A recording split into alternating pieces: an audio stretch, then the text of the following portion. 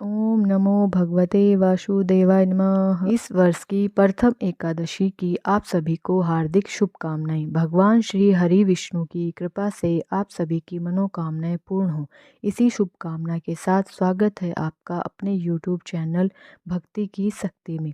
Video शुरू करने से पहले चैनल को लाइक और सब्सक्राइब करें और कमेंट बॉक्स में ओम भगवते वासुदेवाय जरूर लिखें। सनातन धर्म में हर माह एकादशी व्रत को पूरी श्रद्धा और विश्वास के साथ किया जाता है। एकादशी व्रत के दौरान भगवान श्री हरि विष्णु की आराधना की जाती है। हिंदू पंचांग के मुताबिक पौष माह के कृष्ण पक्ष की एकादशी तिथि को सफला एकादशी कहा जाता है।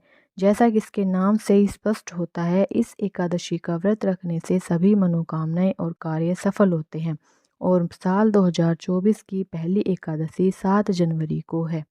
आइए अब जानते हैं सफला एकादशी पूजा विधि के बारे में। सफला एकादशी के दिन सूर्योदय से पूर्व स्नान करें और भगवान श्री हरि के अच्युत स्वरूप का ध्यान करते हुए व्रत का संकल्प लें। इसके बाद सूर्यदेव को प्रणाम कर जल का अर्घ दें। अब पूजा स्थल पर भगवान विष्णु जी की प्रतिमा स्थापित कर भगवान श्री हरि जी के अच्युत स्वरूप का ध्यान व आह्वान करते हुए पूजा अर्चना करें। पहले पंचामृत से उन्हें स्नान कराकर तिलक करें, फिर धूप, दीप, फल, फूल और तुलसी पत्र मिला पंचामृत अर्पित करें। इसके बाद नारियल, सुपारी, आंवला, हल्दी की गांठ और 2 लौंग भी भगवान विष्णु जी को अर्पित कर व्रत कथा पढ़ें। श्री हरि के मंत्रों का जाप कर भगवान विष्णु और माँ लक्ष्मी की आरती करें। पूजा में तुलसी दल का प्रयोग जरूर करें। व्रत के अगले दिन द्वादशी पर किसी जरूरतमंद व्यक्ति या ब्राह्मण को भोजन कराएं और दान दक्षिणा देकर व्रत का पारण करें।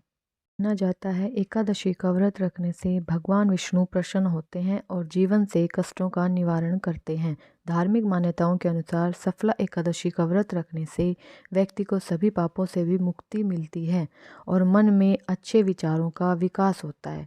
जीवन में सुख सौभाग्य भोगने के बाद मृत्यु के बाद मोक्ष की प्राप्ति होती है।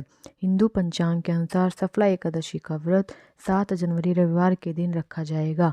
सफला एकादशी तिथि का आरंभ 7 जनवरी की प्रातः 12:41 पर हो जाएगा और इस तिथि का समापन 8 जनवरी की प्रातः 12:46 पर।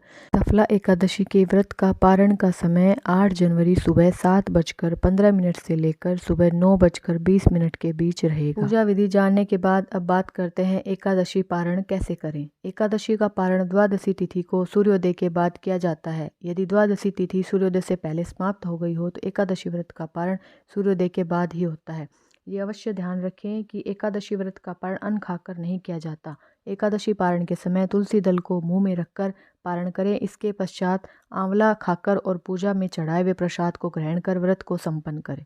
आइए अब सफला एकादशी की व्रत कथा सुनते हैं। चंपावती नगरी में एक महिष्मान नाम का राजा राज्य करता था। उसके 4 पुत्र थे। उन सब में लुम्पक नाम वाला बड़ा राजपुत्र महापापी था।